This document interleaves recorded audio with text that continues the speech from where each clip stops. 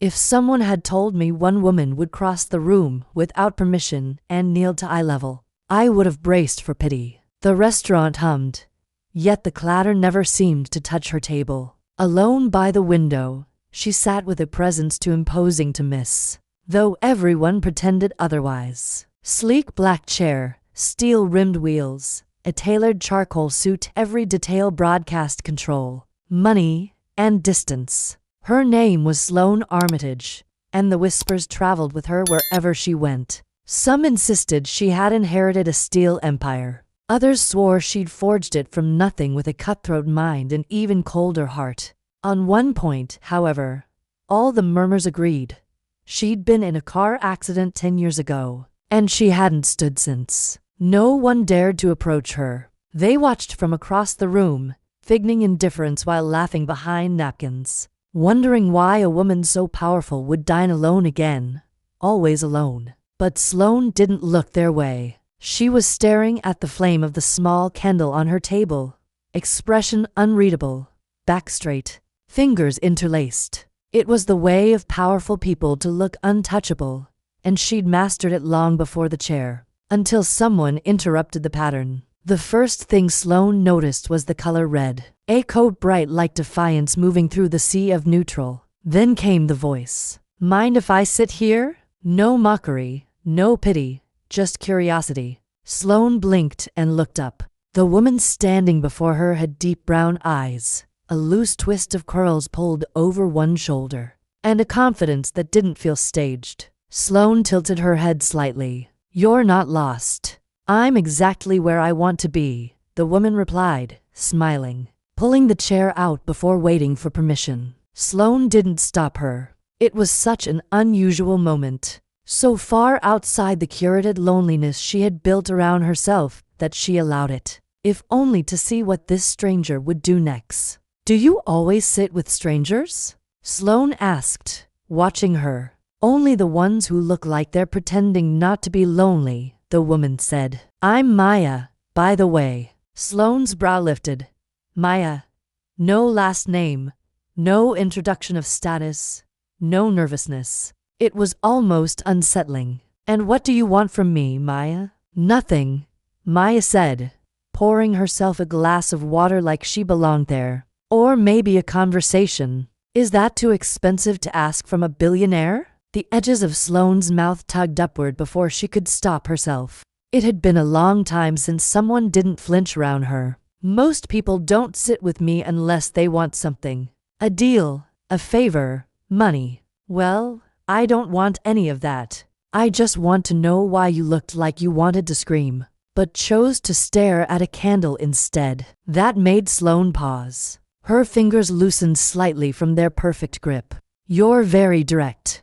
You're very guarded," Maya said just as easily. Silence fell between them, but it wasn't uncomfortable. Sloane watched her, this bold stranger in red, who disrupted the carefully controlled loneliness she lived in for a decade. Maya didn't ask about the chair. She didn't lower her voice or tiptoe around it. She didn't act like Sloane was broken or tragic. And that perhaps was the most disarming thing of all. "Tell me," Maya said suddenly, leaning forward with her elbow on the table. "What would happen if you let someone stay for dessert?" Sloane considered her. Maya was pretty, but not in a glossy manufactured way. Her beauty came from something alive behind her eyes. She was strange, unpredictable, dangerous to the walls Sloane had built. And she'd asked not for a future or a favor, just dessert. "You'd have to like bitter chocolate," Sloane murmured. Maya smiled. "I already do." Somewhere in the background, people kept whispering, kept laughing. But the woman in the wheelchair no longer looked alone. And Sloane, for the first time in years, didn't feel like she had to pretend to be anything else. Sloane didn't consider herself naive. She didn't believe in coincidences, innocent gestures, or interactions without motive. But that night, watching Maya laugh softly at something she herself had just said, Sloane couldn't even recall the exact words. She felt less guarded than she should have been. It was unsettling. Maya had a strange way of taking up space, unapologetically, yet without intrusion. She didn't look at Sloane like she was a legend, a mystery, or a warning. She looked at her like she was just there, and for some unfathomable reason, chose to be. When the waiter returned with the dessert menu, Maya took two, handed one to Sloane without asking. "You said I'd have to like bitter chocolate. Now it's your turn. What would you choose if no one expected anything from you?" Sloane raised an eyebrow. "You think I live by other people's expectations?" Maya shrugged. "I think you live trying to prove you don't."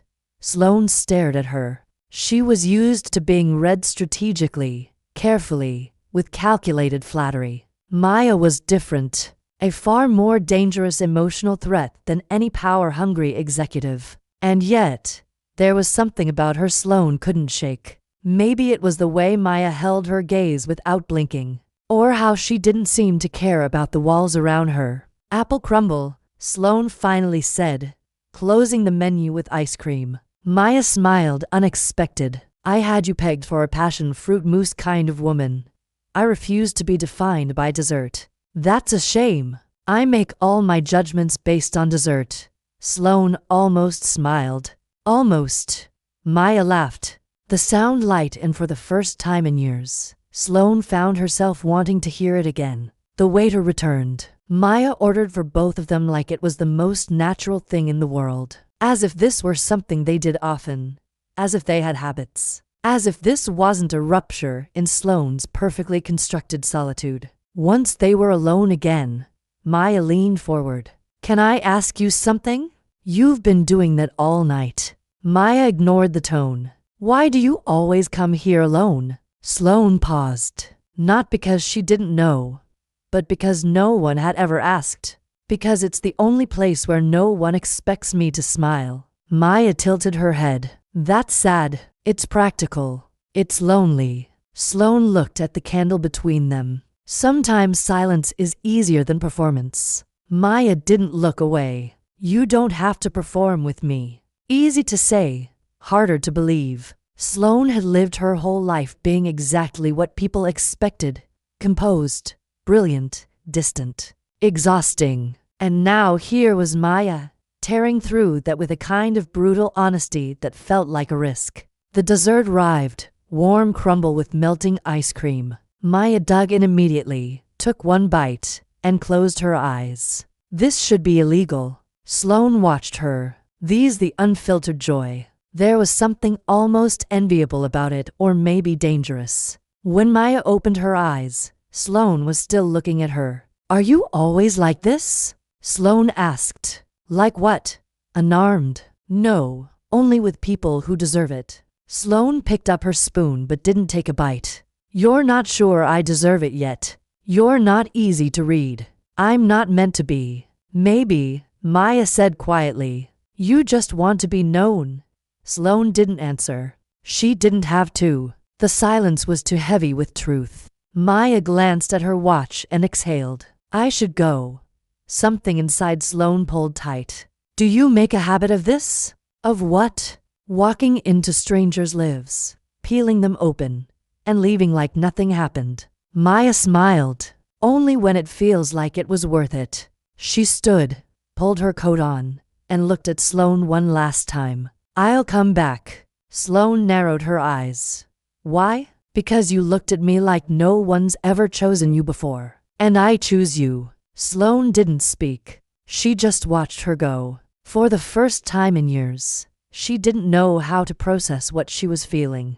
But one thing was certain. She wanted Maya to come back. Sloane returned to the restaurant for days later. Not because she had a meeting, not because she had errands. She simply showed up. Same table, same time, same waiter, who didn't bother asking for her order. The apple crumble arrived with quiet precision, and Sloane sat in that glass and gold cage, waiting for something far less predictable than dessert. But Maya didn't come. Not that night, not the next, or the one after that.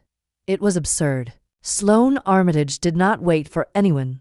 She was a storm in the boardroom, a legend in courtrooms, a shadow behind billion-dollar contracts. She moved without hesitation, without distraction, without pause. And yet, here she was, to coffees in, staring at the entrance of a restaurant as if a ghost might walk through it. A woman who had asked for nothing, offered nothing, and left everything behind. On the 6th night, she didn't return to the restaurant. Instead, she sat by the windows of her penthouse, a glass of red wine in one hand, and the city stretching endlessly below.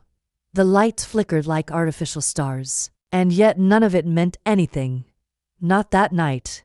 That night, all she could think about was the sound of Maya laughing at her own joke, and the ridiculous way her eyes had gone soft when she said, "I choose you." Sloane had no idea what to do with that.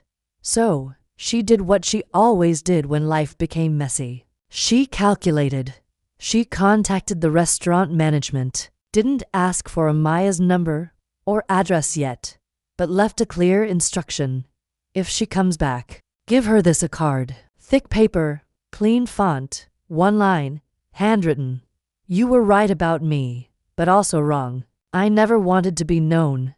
I just never imagined anyone would try." No signature. She would know. Or Sloane hoped she would. The following week passed like a fog. Meetings bled into phone calls. Memos were read but not absorbed. She began cutting conversation short, walking out of presentations halfway through, ignoring messages from people who usually couldn't breathe without her approval. One evening, when a junior partner challenged her on a contract clause during a negotiation, Sloane simply stood up and left. No rage, no reply, just the silence of a woman who had no energy to pretend. Her assistant chased her out of the boardroom, panic in her voice. "Miss Armitage, is everything all right?" "I'm tired of people talking without saying anything," she replied and vanished into the elevator. That night, the doorbell rang. Sloane never received unannounced visitors. Her building security was airtight. No one got through unless she allowed it. She opened the door herself. Maya stood there, rain-slicked hair clinging to her face, red coat darker from the storm outside, holding her ground like she'd never left. "You left me a note." Sloane's grip on the doorknob tightened.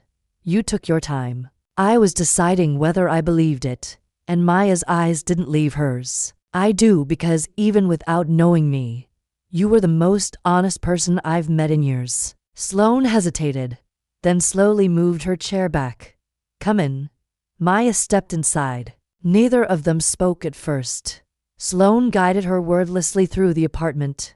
Glass, steel, sharp corners, silence. The kind of space that looked like it had never been lived in. Maya stopped in the middle of the room. "Do you live here, or just exist here?" Sloane let out a short laugh. "You really don't know how to censor yourself, and you really don't know how to live." Sloane turned to face her fully. "What do you want?" "Maya, a truth about what? Why me?" Sloane watched her, as though deciding whether honesty itself would be a mistake. "Because you saw me." Maya stepped nearer. "I didn't come back out of pity or curiosity. I came back because I couldn't stop thinking about you. You shouldn't have been on my mind, but you were." Sloane's voice dropped, tighter now, as if something beneath the surface had begun to fracture. Maya stood close enough to touch. "Now," she breathed, "I want to know if you'll let me stay." Sloane didn't reply at once. For a heartbeat, she was perfectly still. Her gaze traced the lines of Maya's face, slid to the coat, then to her hands trembling just enough to betray what this moment meant. At last, Sloane reached out, fingertips grazing the sleeve of Maya's coat, brushing the red fabric and gliding to the crease near her wrist. It was a quiet, intentional touch that said everything. Maya held still. "You're going to ruin everything," Sloane whispered, almost to herself. "Maybe," Maya said, "but maybe that's the only way to learn what actually matters." Sloane shut her eyes. When she opened them, Maya was still there, still choosing her. For the first time in years, Sloane wondered what it might be like to say yes. It began with tea. Sloane didn't drink tea so much as endure it. But when Maya padded barefoot into her minimalist kitchen, soaked from the storm, she insisted. "You need warmth, not performance," she said. gentle and firm. For once, Sloane didn't argue. She sat in the soft dimness of her penthouse, silent, wrapped in a rarely used cashmere throw, watching Maya move as if she belonged in spaces no one else had entered. "You have 5 kinds of green tea, and not a single chamomile. That's impressive and horrifying," Maya called over her shoulder. Sloane's mouth curved. "Chamomile makes me sleepy. God forbid you sleep like a mortal. Mortals don't build empires." Maya turned with a mug in each hand, curls drying into gentle waves. She wore an oversized sweater Sloane dimly remembered lending her one she hadn't touched in years. Steam hung in the air between them. Maybe empires aren't meant to be lived in alone. Sloane took the mug without comment. Their fingers brushed. The contact wasn't accidental. Maya sat cross-legged on the other side of the sofa, watching Sloane like someone slowly unfolding a map no one had touched in years. "What happened to you?" she asked gently. Sloane met her gaze. "Do you want the short version, or the honest one?" "Always the honest one." Sloane looked down into her tea. "I fell in love once when I was 24. I was reckless, hopeful. I thought I was allowed to have both love and ambition." Maya said nothing, just listened. "She didn't want the life I wanted. Said I was too much, that I'd never stop chasing more." "Were you?" Sloane nodded slowly. "Back then, yes. I thought if I stopped to feel, everything would fall apart. And now I know it doesn't matter how much you build if no one's there to sit with you at the top." The silence that followed wasn't awkward. It was full. Maya set her mug down and shifted closer, the movement unhurried. Sloane felt the weight of her presence, the heat of her body just inches away. She wasn't used to this kind of closeness, physical or emotional. Maya looked at her unblinking. "You keep talking about yourself like you're broken, but I don't see broken. I see a woman who's been alone too long." Sloane exhaled through her nose. Alone was safer. Safer doesn't mean better. Maya reached forward slowly, letting her fingers trace Sloane's hand, up her palm, around her wrist, resting gently against her skin. Sloane's breath hitched. It was barely a touch, but it was more than she'd allowed anyone in years. "Tell me to stop," Maya whispered. Sloane didn't.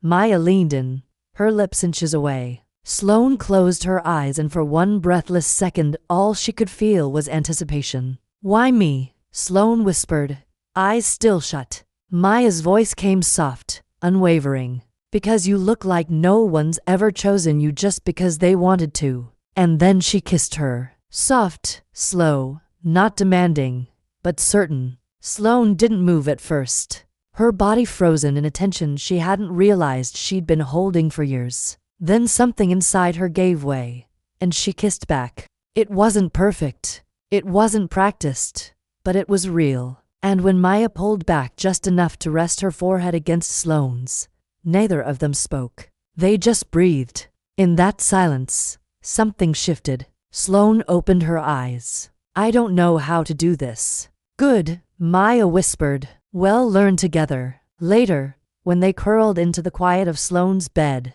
a space no one had ever shared, Sloane lay awake, watching the rise and fall of Maya's breathing. Her chest felt tight, not from fear, but from hope. Terrifying, aching hope.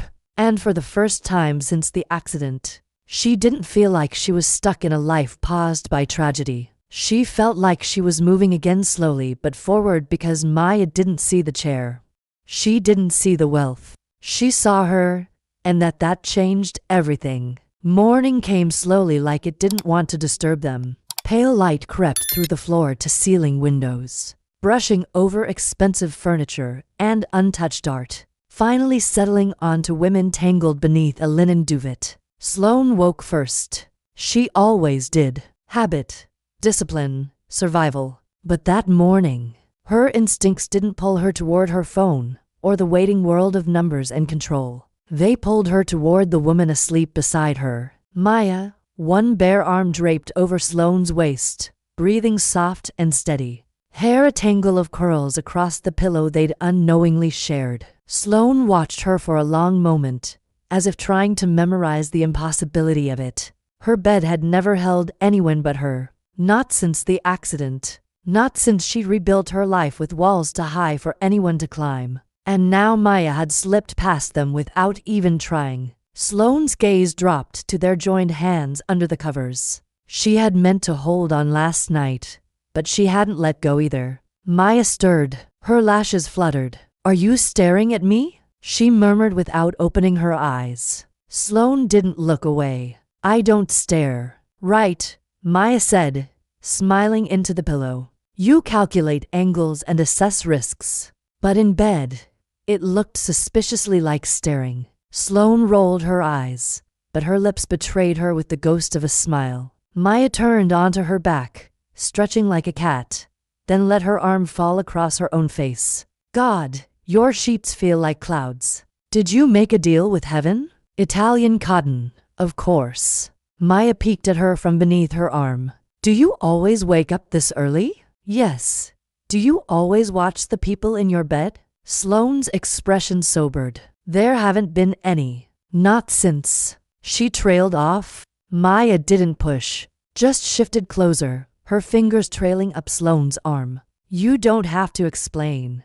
I just didn't expect to wake up beside a myth." Sloane let out a breath. Half laugh, half disbelief. "I'm not a myth." "You are," Maya said softly. "But I like the human version better." That struck something deep. Sloane sat up, pulling the blanket with her, suddenly cold. Maya followed her with her gaze, but didn't touch her again. "Not yet. This isn't a game to me," Sloane said. "I know.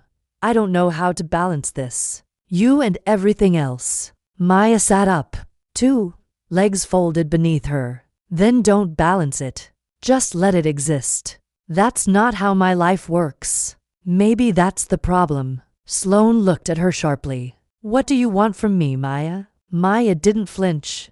"Time? Honesty? A chance?" "A chance for what?" "To matter to you." Silence fell between them, thick and aching. Sloane didn't move. Her heart was a clenched fist to her chest, every instinct screaming to retreat. Maya reached forward, not to pull her back, but to study her. A hand on her knee. A touch. Nothing more. "You don't have to prove anything," she said gently. "Not with me." Sloane blinked once, then again, and something cracked. Not loudly, not dramatically, but a fracture in the fear. She took Maya's hand and held it, not tightly, but like it meant something, because it did. Later, they had breakfast, real breakfast, which Sloane hadn't made in years. Or more accurately, Maya made while Sloane hovered like a woman unsure how to exist in her own kitchen. "Don't touch that," Maya said, slapping Sloane's hand away from the stove. "You're going to burn down the skyline." "I built the skyline." "Exactly. Let me handle the toast." Sloane leaned against the counter, arms crossed, pretending not to feel, full of something dangerous. Hope again, but also fear. She watched Maya move around like she had every right to be there. And the worst part was she did. The ease was terrifying. Breakfast turned into lingering conversation. Lingering conversation turned into lunch. They never officially agreed that Maya would stay the whole day, but neither of them mentioned her leaving. Sloane found herself laughing, actually laughing at something about Maya's awful college roommates. At one point, Maya looked at her and said, "You should hear yourself when you're happy." And Sloane went quiet, not because it hurt, but because no one had ever said that to her. Around 5 p.m., Maya finally moved to grab her coat. "I should go give you a chance to miss me." Sloane wheeled forward slightly. "You don't have to." Maya looked at her, reading all the words Sloane didn't say. "I want to, but only because I want to come back." "Will you?" Sloane asked softer than she meant to. Maya stepped close. "You already know the answer." And then she kissed her. Not like last night. Not careful. Not tentative. This kiss was promise and permission. When she left, the silence that returned to Sloane's apartment felt different. Not hollow, not sterile, just waiting, like it had accepted that someone might fill it again. 3 days passed. 3 very long, Very quiet, very deliberate days. Sloane hadn't called. Neither had Maya. Not because something was broken. Quite the opposite, because the silence felt intentional, like both of them were breathing into the space they'd opened. Sloane filled the hours with work as expected. The board demanded attention. 2 acquisitions hovered in negotiation, and someone in finance sent a frantic email about a decimal in the wrong place. Something that would have made her snap 6 months ago. Now she simply fixed it in 5 minutes and didn't reply. Everything felt muted. Not numb, just quieter. And in that quiet, there was only one voice she kept hearing. Maya's laughing, teasing, whispering against her skin. That voice had slipped inside her in ways Sloane wasn't prepared for. It didn't belong in boardrooms or strategy documents, but it lived there now anyway. Uninvited, but welcome. On the 4th day, Sloane broke. She messaged her, "You left a charger here." Obvious excuse to return. Maya replied 10 minutes later, "I don't use excuses. I use doors. Want me to walk through one?" Sloane stared at the screen, then typed "tonight." That was all. Nothing else needed saying. Maya arrived just past 8 wearing that red coat again. Rainless this time, but still electric. Sloane opened the door herself. Again, Maya stepped inside and kissed her before saying a word. Just oppressive lips, familiar now, but never dull. Sloane exhaled against her mouth. "You taste like wine. You taste like missing me." Sloane laughed softly, letting her forehead rest against Maya's. "You always come in hot. It's the only way to get past your defenses." "It's working," Sloane murmured. "I know." They didn't rush. Dinner was simple, takeout, which Sloane had never allowed before. But Maya refused to eat anything that required for words to describe. They sat cross-legged on the couch, dipping spring rolls into much sauce, drinking wine from crystal glasses. And Sloane couldn't remember the last time she'd felt so at ease while completely unguarded. "Tell me something real," Maya said suddenly. Sloane raised an eyebrow. "Everything I say is real." "Fine. Tell me something that scares you." Sloane set her wine glass down. "Losing control. That's the obvious answer. It's also the true one. So, what does control give you that chaos doesn't?" "Certainty. Power. Distance." Maya tilted her head. "And what if I want to get closer?" Sloane's mouth opened, closed.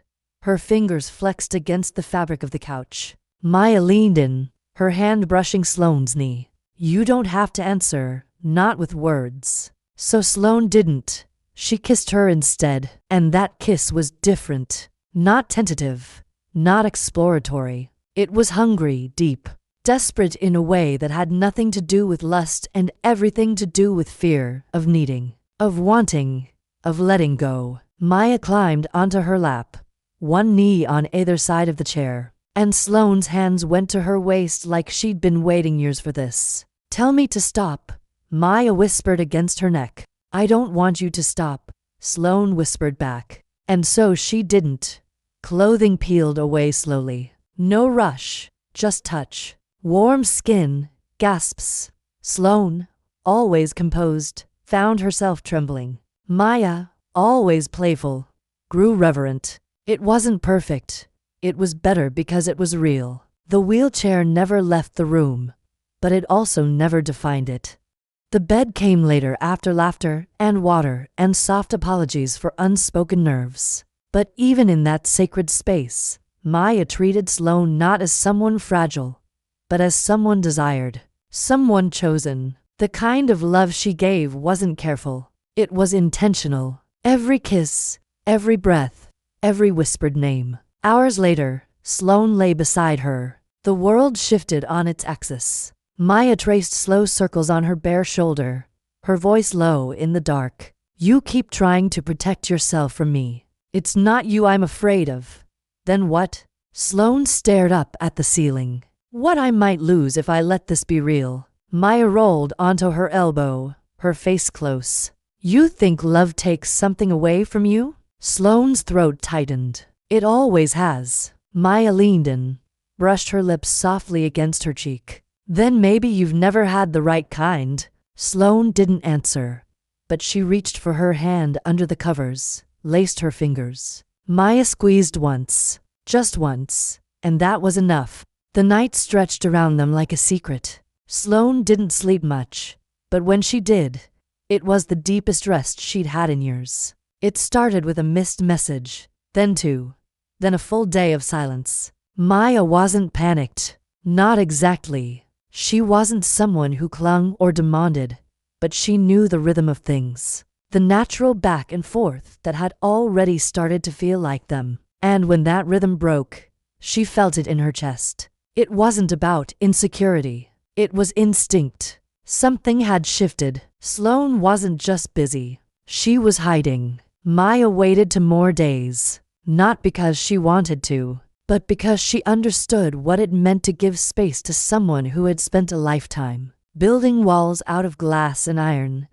Then on the third night, she went to her. Sloane's penthouse looked the same from the outside. Cold, pristine, architectural perfection. But when Maya stepped inside, the air felt different, heavy, as if the silence had multiplied. Sloane was in her office, facing the wall of windows, the city pulsing below. She didn't turn when Maya entered. "You're early," she said. Her voice was smooth, controlled, but her posture betrayed her. Shoulders too tight, hands curled on the armrests like she was bracing for something. "I wasn't invited," Maya replied, stepping closer. "But I came anyway. I noticed you didn't respond to me. I was busy." Maya crossed her arms. "Try again." Sloane finally turned. Her eyes met Maya's and they were unreadable. A shield slammed into place so fast it nearly knocked the breath out of her. Maya stepped forward. "What happened?"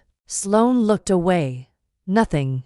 Don't lie to me." "I'm not lying." "Sloane, it's better if we don't do this." The words were clean, precise, delivered with surgical efficiency. Maya froze. "Do what?"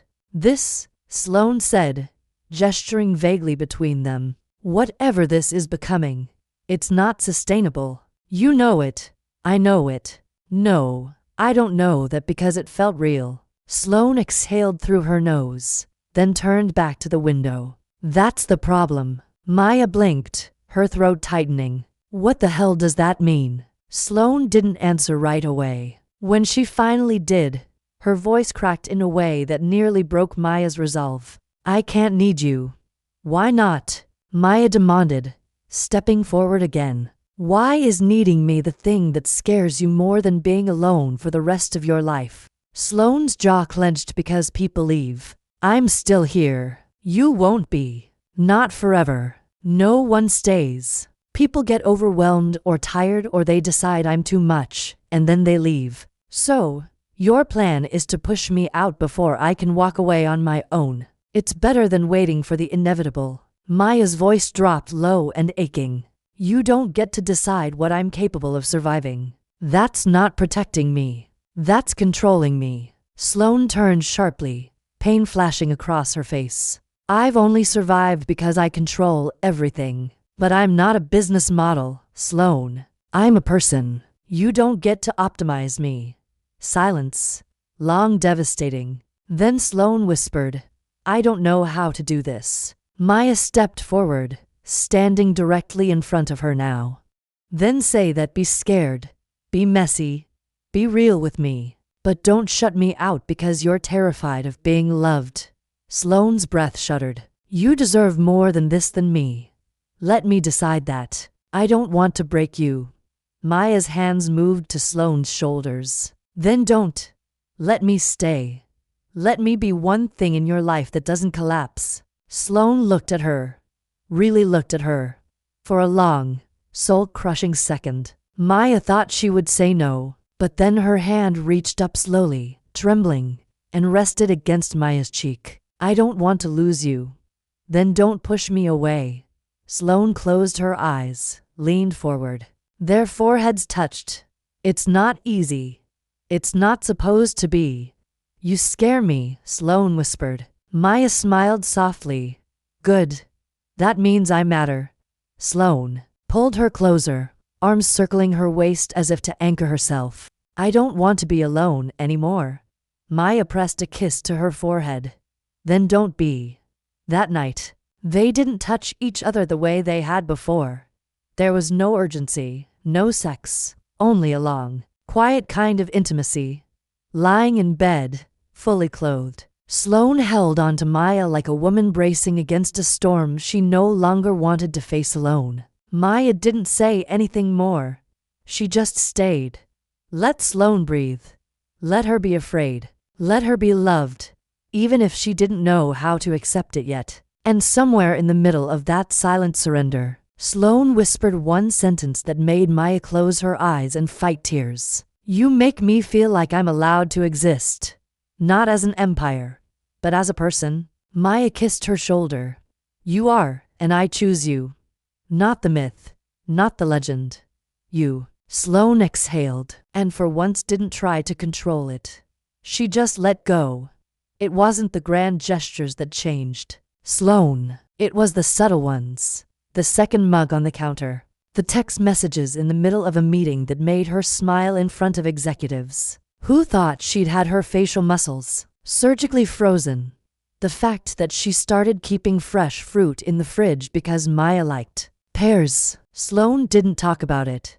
She didn't announce to her team that she was seeing someone. Didn't make public declarations. Didn't wear it like a badge. But it was there in the way her edges softened. In the way she paused before cutting people off. In the way she now left the office at 6 sharp instead of 10. Maya had never asked her to change. She simply was the change. But balance, real balance, wasn't as graceful as Sloane wanted it to be. It was messy, complicated, especially when people noticed. One afternoon during a quarterly review, Sloane's most senior partner, Graham Voss, leaned over the conference table with a smile that didn't quite reach his eyes. You seem distracted, Sloane. Everything all right? Perfectly, she replied without blinking. Odd. I thought I heard you've been leaving early. She tilted her head. And yet profits are up.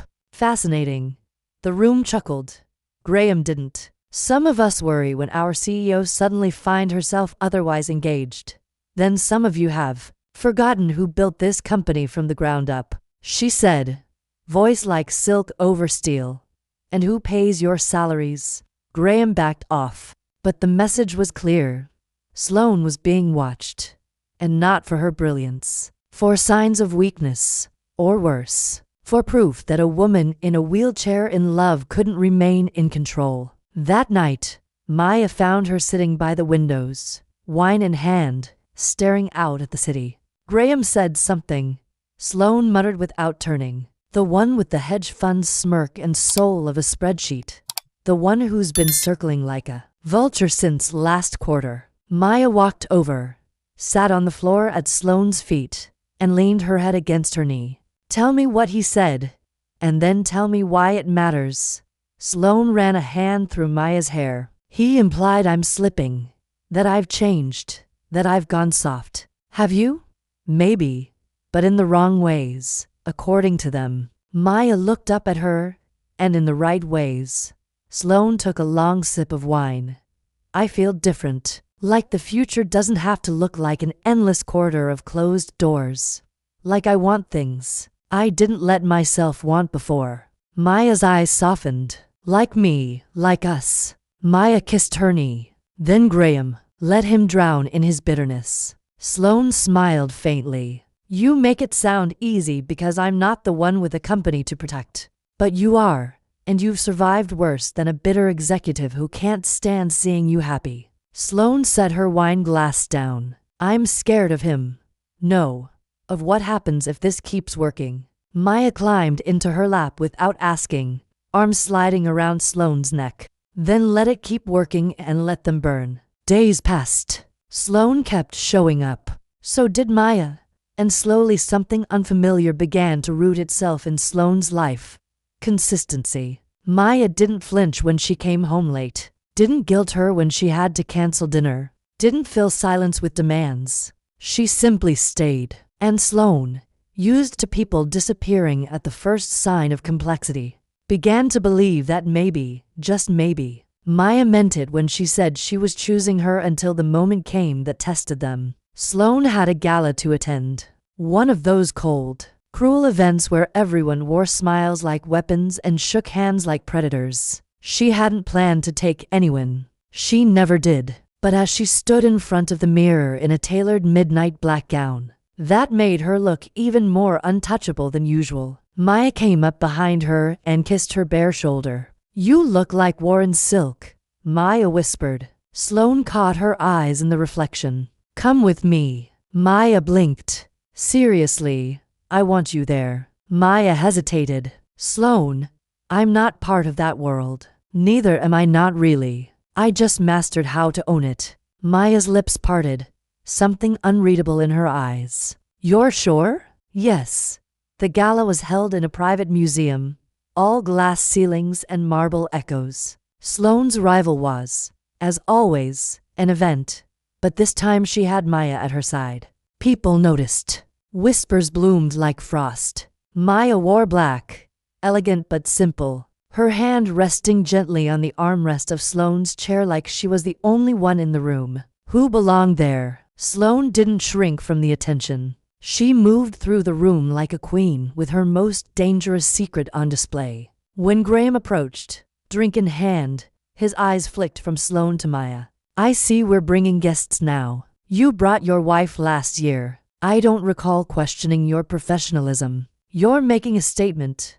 "Good," Sloane said, smiling coolly. It's time they started listening. Graham looked at Maya again, searching for weakness. Found none. Maya smiled like she'd already won. When he walked away, Sloane exhaled. "That was a mistake," she murmured. "Letting him see you." Maya turned to her. "No, that was a declaration." Sloane stared at her. "And what exactly am I declaring?" Maya stepped closer, their bodies nearly touching. "That you're not hiding anymore." Sloane didn't answer. She didn't need to. The whole room was watching. But the only person she saw was Maya. It didn't take long. The morning after the gala, Sloane stepped into the office and knew something had shifted. Not just in the air, but in the people. The way her assistant paused slightly before saying good morning. The way two junior analysts glanced up from their screens with two quick smiles. The way Graham wasn't at his desk, but in the boardroom waiting. She rolled through the hallway, heels clicking faintly behind her. Tessa, her assistant, nervous and overcompensating. "There's a scheduled meeting with the board." Unusual timing, but Mr. Voss insisted it was time-sensitive. Sloane didn't blink. Of course he did. The boardroom lights were too bright. 12 chairs, 11 filled. She took her place at the head of the table, a deliberate pause before she spoke. "Good morning. I assume this isn't about quarterly projections." Graham leaned forward, smile thin as a thread about to snap. "It's about concern." "Concern is not a corporate metric," Sloane replied, folding her hands neatly in front of her. "It is when the company's image is at stake." There it was. Clean, calculated, cowardly. "You're referring to the gala." "We're referring to you, Sloane," said a woman near the end of the table. "You've changed." Sloane tilted her head. "I see. Clients are calling." Graham continued. "They noticed the guests you brought. The tone you set. The tone I set. Personal, emotional, distracting." For a moment, the room held its breath. Sloane could feel her old self, the version that would have snapped a pen in her hand, shut them all down with a single venom sentence. But she didn't reach for that version. She reached for Maya. "You're not concerned about my leadership. You're concerned about my humanity." Graham scoffed. "We're concerned about optics." "Ah," she said softly. "There it is. The real word." Silence. Sloane looked at every one of them slowly, firmly. "Let me make something clear. I built this company. I negotiated every deal, survived every collapse, outmaneuvered every competitor. I did it without asking permission. And I certainly won't start now because some of you are uncomfortable with the idea that I might also be capable of love. You think this is about fear, she interrupted. Yours, not mine. Another silence fell, heavy, full of shifting weight. Then Sloane stood. This meeting is over. You can either adapt or get out of my way. She left the room before anyone could speak. That evening, Maya came over with typhoon and bare feet and a knot in her brow she hadn't had the night before. You heard, Sloane said before Maya could speak. Maya nodded. You went to war today and I won. Sloane set the takeout on the kitchen island, poured them both wine. But there was a tension in her shoulders that hadn't left since morning. Do you regret it? Maya asked gently. Sloane turned to her. Do you? I didn't make the choice. You did. Yes, Sloane said, her voice cool but quiet. But you're the one who made it matter. Maya stepped forward. Then no, I don't regret it. But I need you to know that I don't want to become a fracture in your world. You're not. I might be. Sloane didn't speak. Maya reached for her hand. If it ever becomes too much, if I become too much, tell me before you start pushing me away again. You're not too much, Sloane said firmly. They are. Maya stared at her. Sloane stared back, and then something broke. Not badly, not loudly, but deeply. Sloane pulled her close, hugged her like she hadn't all week. No sensuality, no seduction, just closeness. I'm not used to this, Sloane whispered into her shoulder. I don't know how to fight with someone and not be afraid of losing them. Maya pulled back just enough to look her in the eyes. Then don't fight me. Fight with me. Sloane's mouth trembled slightly, her strongest tell. Okay, she whispered. That night they didn't talk much, but they moved around each other like people who had made a choice. Sloane cooked. Maya set the table. They ate in quiet, comfortable rhythm. And when they went to bed, Maya curled into her side like a comma, finding the end of a sentence that finally made sense. Sloane didn't say it out loud. Not yet. But in her mind over and over, the same thing repeated like a truth trying to be born. She is not my weakness. She is the only thing that's ever made me feel strong for being human. Sloane couldn't stop touching her. Not possessively, not for show, just the small, steady gestures. A palm at the curve of Maya's waist in the elevator. Fingers brushing her knuckles beneath restaurant tables. The quiet way Sloane's hand rested at the small of Maya's back when no one was watching. It wasn't about claiming.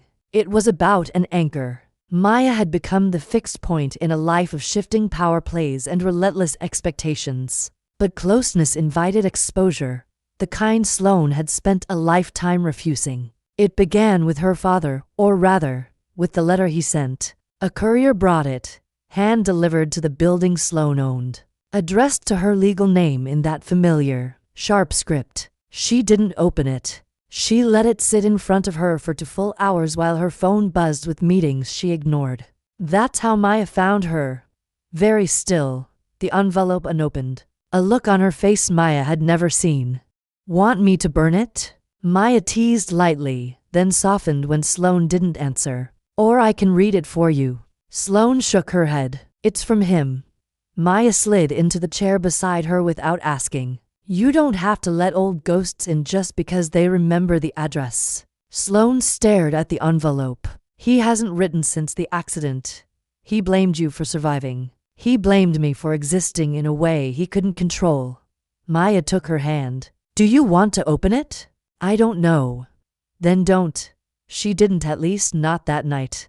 But she kept the letter. And, for the first time in more than a decade, she spoke about him. Not in neat, sterile facts, but in fractured whispers that Maya stitched together with patience. How he taught her to be sharp before he taught her to be loved. How he measured worth in dominance. How, after the crash, he said, weakness is a choice, Sloane. You've made yours.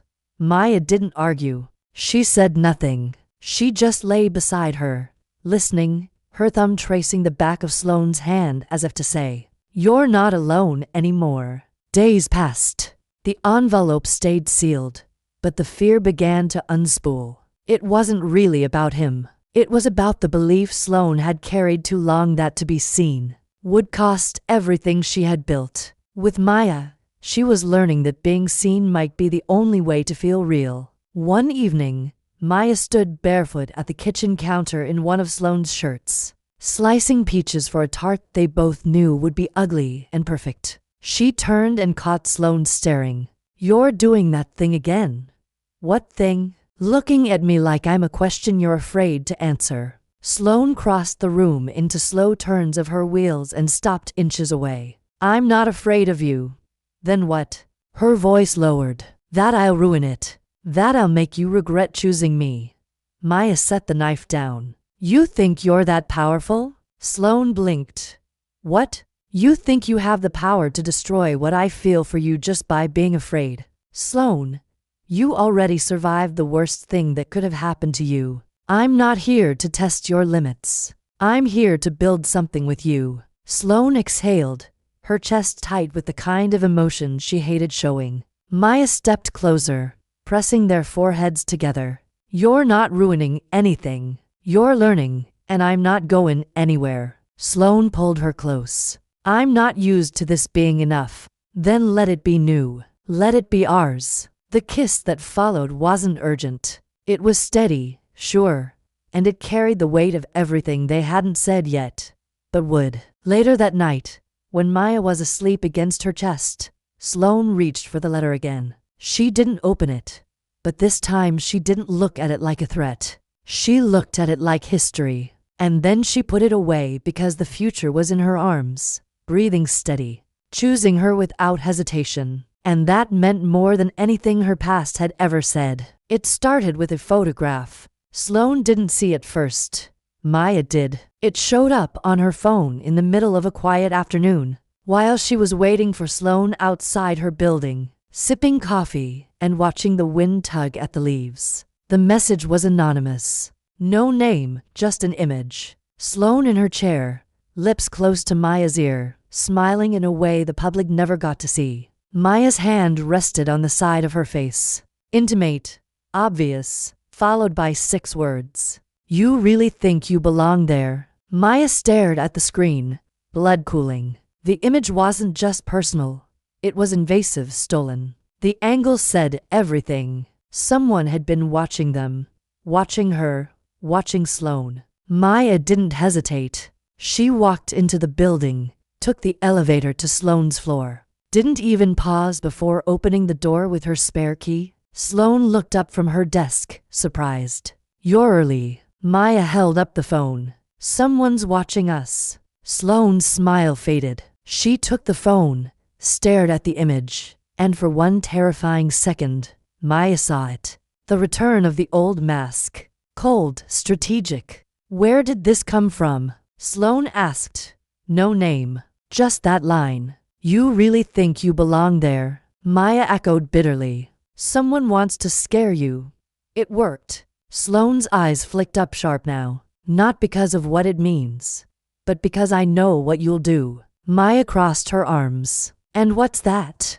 "You'll start pulling away. You'll tell yourself it's better for me if you step back, or if you're less visible. And I can't let you do that." Maya exhaled. "Sloane, this isn't just about us anymore. This is targeted. Someone's trying to destabilize you, and the easiest way to do that is through you." Sloane stood, rolling closer, voice quieter. "I've been attacked before, not with guns, not with fire, but with perception, reputation, shame. And I've survived every one of them. But I haven't." Maya whispered. "I don't know how to stand in front of something like this and not break." Sloane's expression softened. "Then we don't do it separately. We do it together. They're going to dig into everything. Let them." "You say that now." "I say that because I know who I am and I know who you are. And I'm done letting other people dictate the cost of love." Maya's eyes filled not with fear, but with something heavier. Hope maybe, or disbelief that Sloane Armitage of all people would choose to fight for this. Instead of locking it away, Sloane reached for her hand. "You don't run. Not this time." "I want to stay, but then stay." Later that night, Sloane gathered her legal team. She didn't tell Maya the details, just kissed her cheek before saying, I won't let them touch you. Maya didn't ask for protection. She asked to be believed. And Sloane believed her. The photo went viral the next day. It landed on business blogs, investor threads, a smear campaign dressed up as shareholder concern. CEO distracted by romance, leadership in question after personal scandal. Is Sloane Armitage's empire vulnerable? The noise was loud. Sloane didn't respond immediately. She waited 2 days. Then she published a statement. Short, surgical, public. My personal life has no bearing on my ability to lead, except that loving someone has only made me stronger. My company remains intact. My position remains unchanged. And the woman I love is not a scandal. She's my clarity. It was the first time she used the word love. Maya read it at home alone and had to sit down because her knees gave out. She'd known it, felt it, tasted it in every kiss. But seeing it like that printed in digital permanence was something else entirely. Sloane came home late that night, exhausted but calm. Maya didn't speak, just walked to her, pulled her into her arms, and held her like she never planned to let go. Sloane's voice broke the silence. You're still here. Of course I am. They won't stop. Then neither will we. Sloane rested her forehead against Maya's. They'll try to use you to get to me. Then I'll be your armor. And if you break, Maya smiled, then you'll be mine. Support came from where Sloane least expected it. Not from the board. Most of them remained politely silent, waiting to see if her empire would bend. Not from clients either. Though a few sent veiled messages of neutrality dressed up as professionalism. It came from the women who had watched her build something untouchable and wondered if there was room for softness and power. From strangers online who read her statement and said, finally, someone who doesn't apologize for loving out loud. It came from other CEOs privately, cautiously, who texted her things like, took guts and well said. Sloane didn't respond to most of them. She wasn't looking for applause. She was protecting something sacred. But what she didn't expect, what caught her off guard, was the message from her mother. 3 words. I'm proud of you. It hit harder than anything else. She hadn't spoken to her mother in 2 years. They weren't estranged. Not exactly. Just frozen in a mutual understanding of boundaries and disappointment. But this cracked something. Sloane stared at the message for over an hour before typing back. She makes me better. And it was true. Maya brought something into her life that no wealth, no victory, no calculated success ever had. Warmth, chaos, truth. But even love like that has fault lines. The stress didn't come from their bond. It came from everything around it. The security guards stationed outside her building. The internal risk team reviewing threats and exposure. The endless commentary from people who had never known her, but suddenly believed they had the right to measure her worth. Maya handled it all with grace at first, but grace's limits. One night, Sloane came home late to find Maya pacing. Not angry, not yelling, just vibrating with a quiet tension Sloane hadn't seen before. What happened? Sloane asked, immediately alert. Maya stopped moving, arms crossed tight. I got followed. The words dropped like stone. Sloane wheeled closer. Careful. Where? Outside the gallery. I felt it before I saw it.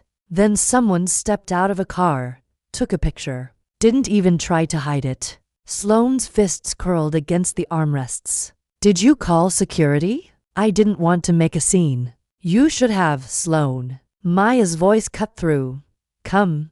But final. I'm not telling you so you can fix it. I'm telling you because I'm scared. Sloane froze. Maya never said that. Not even during the worst of it. Not even when the headlines twisted their names into scandal. Sloane moved closer, reached for her hand. You don't have to be afraid. I'll double security. I'll file a formal. I don't want more bodyguards. Maya whispered. I want to go outside without flinching. Sloane said nothing because she couldn't promise that. Maya's eyes shimmered. I knew what loving you would mean. I knew it wouldn't be easy. but I didn't think it would make me question whether I still belonged in my own skin. Sloane's heart cracked clean in two. You do with me always. Maya took a deep breath. Then tell me this is worth it. All of it. Not just the love. The fire, too. Sloane didn't hesitate. Yes. 1,000 times. Yes. Maya nodded slowly, but her shoulders still trembled. Then hold me, please. Sloane pulled her in, held her for hours, until the shaking stopped, until the fear softened, until their breathing matched. Later, in bed, Sloane watched Maya sleep with her face buried in Sloane's chest. The strength it took to love someone like her wasn't small. It was constant, relentless, brave. And Sloane realized this woman had become her center, not her weakness, her reason. And in that quiet moment, she made a decision, something no one had ever seen her do. She was going to step back, not from Maya, from the world. Just enough, just long enough to remember that power meant nothing if it came at the cost of peace. Tomorrow, she would tell the board. Next week, she would decline the summit invitation. She'd take time, not because she was failing, but because for the first time in her life,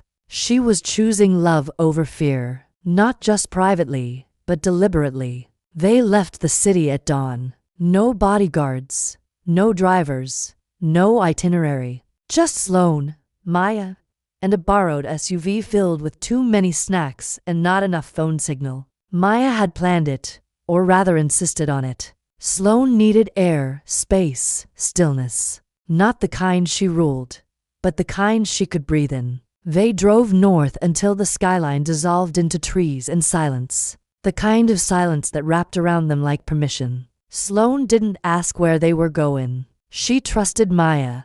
That in itself was new. They ended up at a lake house, a minimalist wooden cabin perched at the edge of still water, hidden by pine and thyme. Maya had found it online, booked it under an alias. No Wi-Fi, she said with a grin as she unlocked the door. You're welcome. Sloane rolled inside slowly, eyes taking in the soft textures, the fireplace, the wide windows framing the lake like a painting. It's perfect, she said. Maya smirked. Did I just impress Sloane Armitage? You did, Sloane said, and then she added quietly. You always do. They spent the first day doing nothing, reading, drinking tea, listening to the water, lapping gently against the dock. Sloane let herself be still fully for the first time in years. No alerts, no press, no strategy, just Maya curled beside her on the sofa, hair pulled into a loose bun, toes cold and tucked under Sloane's legs. The second day, Maya cooked badly. The pancakes were burnt, the coffee too strong, the eggs strangely perfect. Sloane laughed more that morning than she had all month. Later, they took a blanket down to the lake. Maya lay on her back, watching clouds drift. Sloane stayed upright beside her, hands folded, gaze distant. What are you thinking? Maya asked. Sloane hesitated. That this feels fragile. Like the kind of peace you don't get to keep. Maya turned to her. Then we protect it even from ourselves. That night they made love slow, unhurried, quiet like the cabin. Every touch felt heavier, filled with intention. Sloane whispered Maya's name like it was a vow. Maya whispered back, don't go back to the world without me.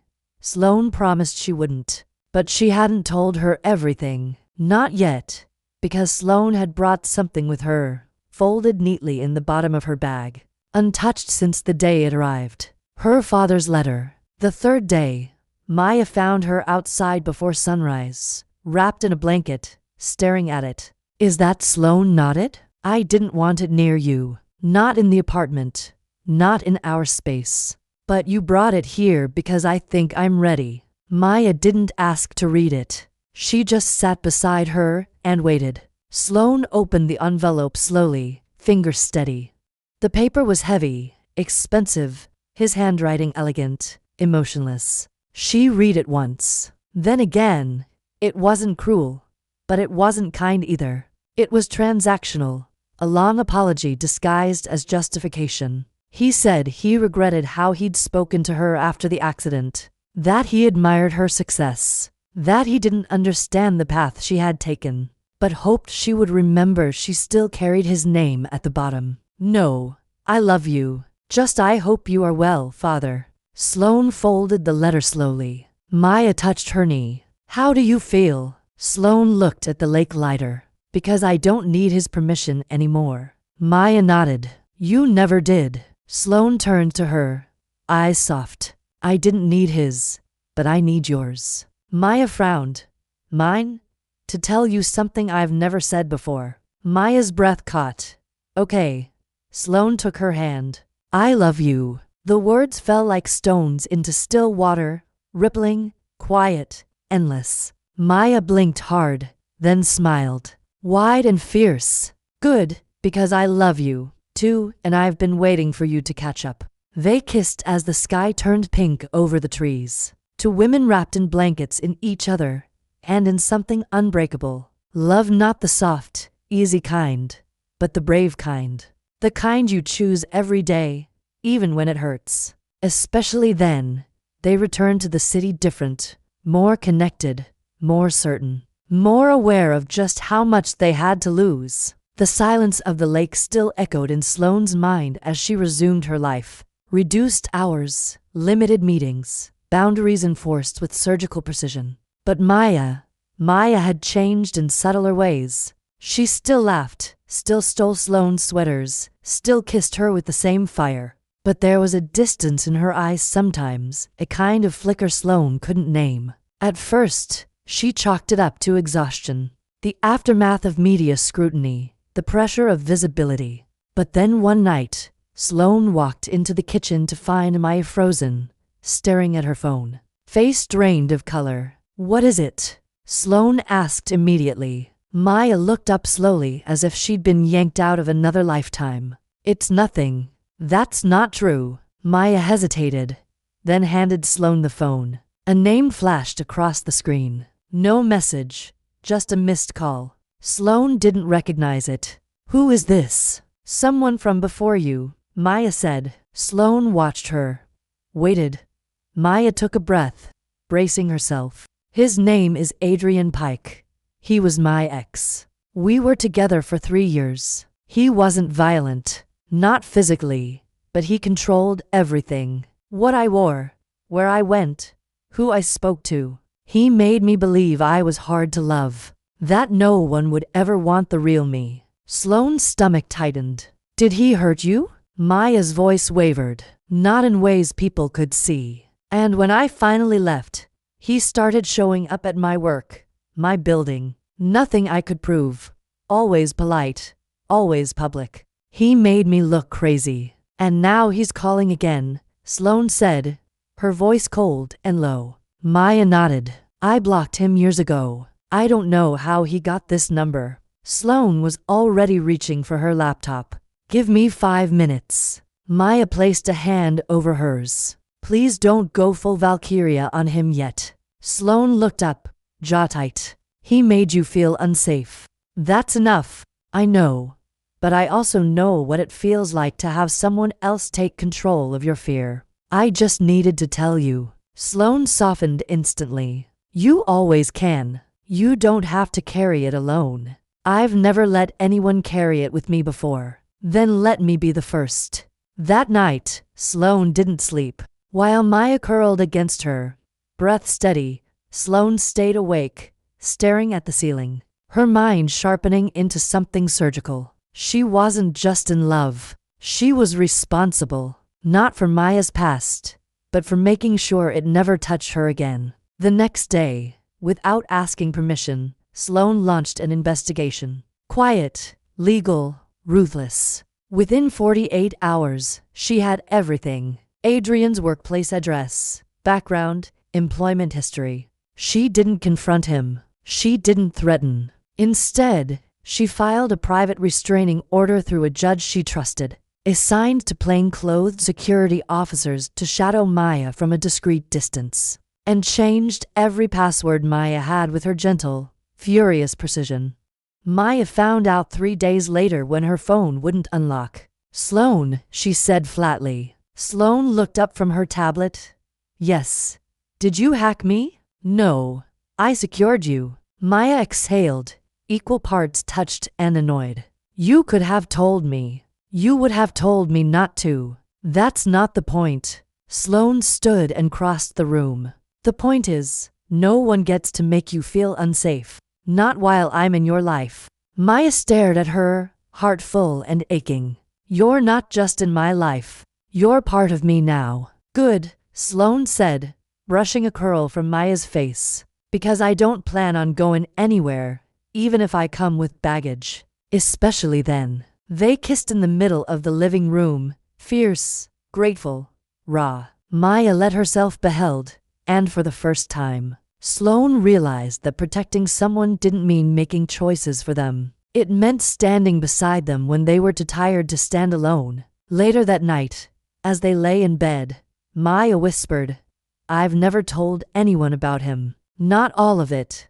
Sloane kissed her shoulder. Then you just did, and I'll carry it like it's mine. Maya smiled in the dark. You already do. It was raining the day Sloane proposed. Not dramatic rain, no thunder, no lightning, just a quiet, steady drizzle that turned the city into a silver blur, softening its usual sharpness. Sloane hated cliches. She'd always despised the idea of grand romantic gestures designed to impress instead of reveal. But this wasn't about performance. This was about certainty, and she had never been more certain of anything in her life. She didn't take Maya to a fancy rooftop or a camel at dinner. She took her to the first place they met, the restaurant where Maya had sat down without asking, where everything had started with a crumble and a challenge. The table by the window was empty when they arrived, like it had been waiting. Sloane wore black, always black. Maya wore red, also always. Their opposites had never felt more in sync. Do you remember what you said to me? Sloane asked once they were seated. Maya smirked. I said you looked like you wanted to scream, but chose to stare at a candle instead. You weren't wrong. You were terrifying. So were you. I still am. I know, Sloane said, smiling. That's why I love you. Maya's smile softened, eyes flickering with something Sloane had come to crave. Unfiltered affection. You've said it more lately. I've felt it more lately. Because of me. Sloane reached into her coat and placed a small flat box between them. Because of us. Maya stared at it, then at her. Sloane, I know you don't need this. I know we're already everything, but I want to do something terrifying. Say it. I want to spend the rest of my life choosing you. Not because I need to, not because I'm afraid to lose you, but because loving you is the strongest, clearest, most powerful thing I've ever done. Maya swallowed, eyes glistening. Are you proposing to me at the same table where I ambushed you with dessert? Yes, Sloane said, steady. Because you didn't just interrupt my dinner. You interrupted my entire life. Maya opened the box with trembling fingers. Inside, a ring unlike any she'd ever seen. Dark gold, simple, no diamond, just an engraved line inside the band. She chose her. Maya laughed through a choked breath. God, of course you engraved it with a headline. It was always ours, Sloane whispered. Let's make it permanent. Maya slid the ring onto her own finger. Yes, obviously. Yes, even if I have to eat that bitter chocolate crumble again every year as a tradition. It's grown on you. No, you've grown on me. Same thing, Sloane murmured. They kissed across the table like the world wasn't watching. And for once, maybe it wasn't. Maybe the world had finally given up trying to shrink what they had into something it could explain. 2 years later, they still lived in the penthouse, but it had changed. Warmer, messier lived in. Maya's scarves draped over chairs. Sloane's books stacked in places they didn't belong. Matching mugs to toothbrushes, a shared life. They still had bad days, arguments, silence, but never distance, never retreat. Maya picked up her brushes again. Sloane had halved her hours. The empire didn't collapse. It adapted. When people asked how they made it work, Sloane always gave the same answer. She didn't try to fix me. She loved me until I felt safe enough to become who I really was. And Maya, she'd add, she never asked me to shrink. She stepped into the fire and chose to burn with me. They went back to the lake every year. Same cabin, same dock, same sky. One morning, while Maya painted the water's reflection and Sloane watched from the porch with a coffee in hand, Maya turned and said, "You're staring again." "I don't stare. You calculate. I cherish it." Maya smiled. "Still terrifying." Sloane nodded. "Always."